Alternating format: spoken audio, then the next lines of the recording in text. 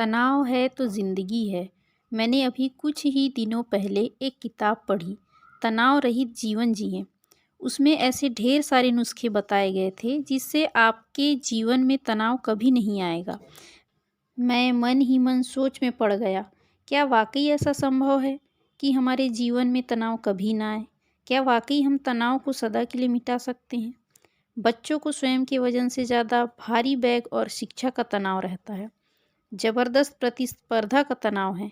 युवाओं में उच्च शिक्षा का तनाव है। शिक्षा प्राप्त करने के बाद नौकरी और व्यवसाय का तनाव है। गृहिणियों को बढ़ती महंगाई और घरेलू काम के बोझ का तनाव है। पिता को बेटी के हाथ पीले करने का तनाव है। कर्मचारियों को छटनी का तनाव है।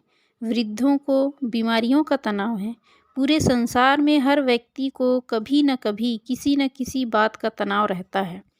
और यह तनाव कोई बुरी चीज़ नहीं है। जो भी जी रहे हैं विभिन्न परिस्थितियों से जूझ रहे हैं, उन्हें तनाव स्वाभाविक है। एक तनाव रहित जीवन की कल्पना से बड़ा तनाव और कुछ भी नहीं। मेरा मानना है कि तनाव रहित जीवन ढूंढने की बजाय हमें यह सोचना होगा कि तनाव को कैसे कम करें, कि तनाव के कारणों को कैसे दूर करें। सबसे पहले तो यह स्वीकार कीजिए कि ज़िंदगी में हमेशा आपके मन माफ़िक घटनाएं नहीं घटेंगी।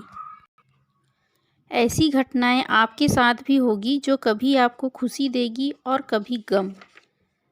जब खुशी वाली कोई बात हो तो दिल खोलकर खुश हो जाइए, और जब बेहद दुख हो तो 2 बूंद आंसू के भी निकाल दीजिए।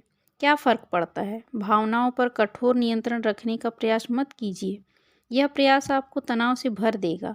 अक्सर किताबों में हम पढ़ते हैं कि दुख में भी हंसना सीखिए, परंतु मैं इस बात से सहमत बिल्कुल नहीं हूँ।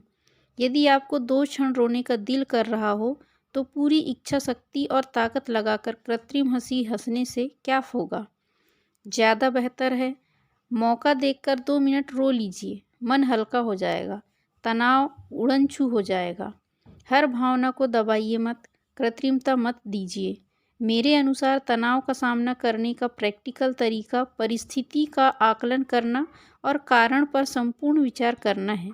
यदि कारण आपके नियंत्रण में है तो तनाव का कारण हटा दीजिए, और यदि तनाव का कारण आपके नियंत्रण में नहीं है तो फिर पुनः विचार मत कीजिए।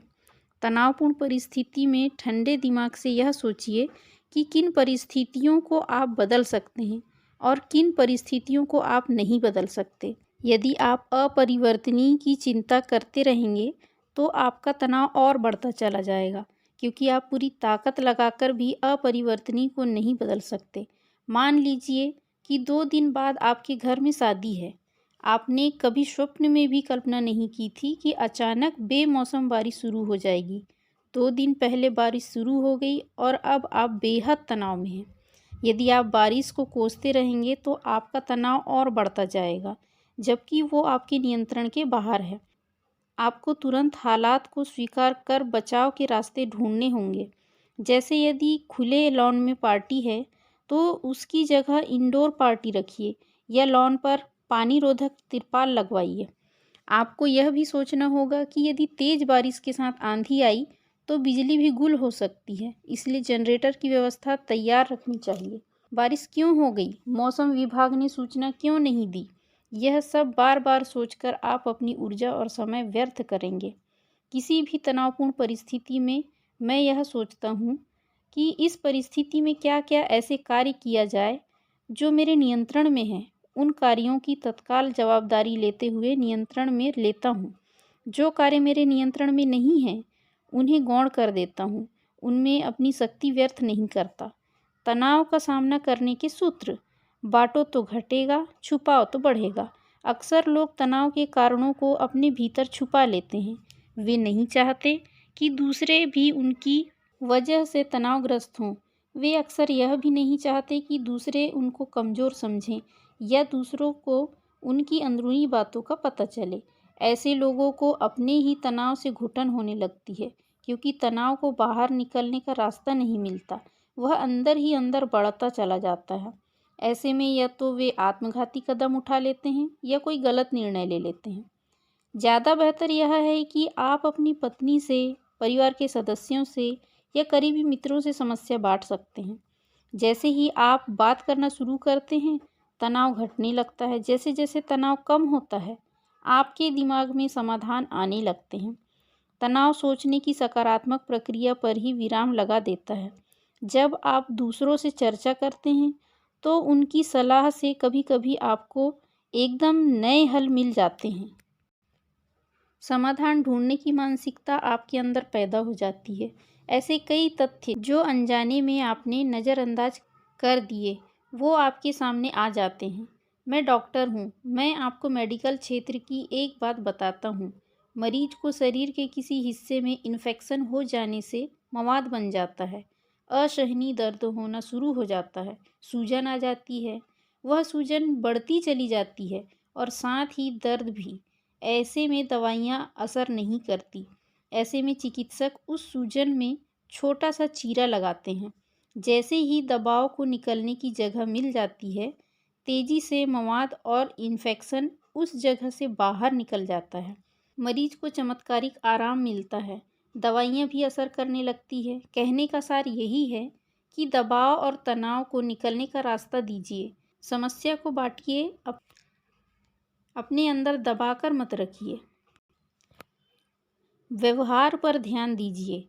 अक्सर तनाव हमारे शब्दों और कार्यों से झलकने लगता है। हम जल्दी उत्तेजित होते हैं, चिड़चिड़ाते हैं, हमारी गलतियां और ज़्यादा बढ़ जाती है और साथ ही तनाव भी। इन गलतियों का हमें बाद में भुगतान करना पड़ता है। किसी भी परिस्थिति पर नियंत्रण पाने के लिए हमें थोड़ा धैर्य रखकर व्यवहार पर नियंत्रण करना होगा। ऐसे वक्त पर परिवार और मित्रों के ऊपर झल्लाकर या बुरा बर्ताव करके आप रिश्तों को खोएंगे। भविष्य में तनाव के नए कारण पैदा करेंगे और डबल नुकसान होगा। रुकिए, ब्रेक कीजिए, फिर सोचिए। यदि आपको लग रहा है कि बाहर निकलने का कोई रास्ता नहीं है और आप परिस्थिति में उलझ चुके हैं, तो ज़रा ठहरिए, रुक जाइए और ज़बरदस्ती एक ब्रेक ले लीजिए। थोड़ी मेहनत लगेगी, अतिरिक्त प्रयास करना होगा, परंतु तनाव की मुख्य जड़ों से खुद को दूर कर लीजिए। अपने सबसे प्यारे दोस्त या गुरु से मिलिए। अपनी पसंदीदा फिल्म देखिए। ऐसे गीत सुनिए जो आपके दिल को छूते हों। थोड़ा थ्योरेटिकल है, परंतु जांचा परखा तरीका है। उसके बाद पुनः तनाव के कारणों पर सोचिए। उन दिशाओं में सोचिए जिन पर आपका ध्यान नहीं गया। विस्तार से सोचिए। पूर्वाग्रहों से अलग हटकर सोचिए। अपने आप को दूसरे की जगह पर ले जाकर सोचिए। तटस्थ होकर सोचिए। मुझे यकीन है आपको रास्ता जरूर मिलेगा। प्रार्थना और ध्यान। मैंने देखा है कि बड़े बड़े नास्तिक भी जब मुसीबत में घिर जाते हैं तो भगवान को याद करने लगते हैं। जब हम ध्यान करते हैं, प्रार्थना करते हैं, तो ईश्वर के साथ हम अपनी अंतरात्मा से भी जुड़ते हैं। अजीब सा सुकून और शांति मन में व्याप्त हो जाती है। प्रार्थनाएं सच होती है, मैं इसमें यकीन करता हूँ। आपने भी जीवन में ईश्वर के अद्भुत चमत्कारों को महसूस किया होगा। सच तो यह है कि ये चमत्कार तर्कों की पहुँच से बाहर हैं। मैं जब भी ईश्वर की शरण में जाता हूँ, अपने बड़े से बड़े दुख और छोटी से छोटी खुशी ईश्वर से बांट लेता हूँ। मैं हर बार महसूस करता हूँ कि वो धीरे से मेरे कानों में कहते हैं, चिंता मत करो, मैं तुम्हारे साथ हूँ। ईश्वर में विश्वास रखिए, आस्था रखिए और काम करना जारी रखिए। ध्यान और योग भी तनाव में अमृत सा कार्य करते हैं। हम भारतीय बेहद भाग्यशाली हैं क्योंकि हमारी पूरी संस्कृति आध्यात्म और ध्यान पर आधारित है। ऋषि मुनि और वेदों ने हमें इन विधाओं में विशेष योग्यता दी है। ध्यान और योग की किताबें पढ़िए, उनसे जीवन जीने की शैली का विकास कीजिए। बाह्य नियंत्रण। यदि आप खुद पर नियंत्रण रखने के प्रयास में कुछ हद तक सफल हो गए हैं, तो अब आपको इन परिस्थितियों पर नियंत्रण करने की कामना हाथ में ले लेनी चाहिए। आप केवल उन बातों पर ध्यान केंद्रित करें जिनमें किसी भी किस्म का बदलाव आपके द्वारा संभव हो। किसी विचारक ने कहा है कि ईश्वर चुनता है हम कैसी परिस्थितियों से गुजरेंगे, हम चुनते हैं हम उन परिस्थितियों से कैसे गुजरेंगे। प्रयासों में कमी न करें। पहले से दिमाग में धारणा न बनाएं। सारे संभव रास्तों पर विचार करें और एकाग्र होकर हल ढूंढें। जब आप शांत और नियंत्रण होते हैं, अन्य लोग भी आपकी मदद को आगे आने लगते हैं। बाहरी विरोधी तत्व भी धीरे धीरे हार मान लेते हैं। तनावों से खेलना और उन्हें हंसते हंसते झेलना, ये आदमी की ज़िंदगी का हिस्सा होना चाहिए। कभी कभी मुझे लगता है कि दिन और रात के 24 घंटे बहुत कम होते हैं। काम का कोई अंत नहीं होता। प्रकृति ने मुझे अपनी तरह बनाया है। सदियों से फूल खिलते आ रहे हैं, हवाएं इसी तरह बह रही हैं।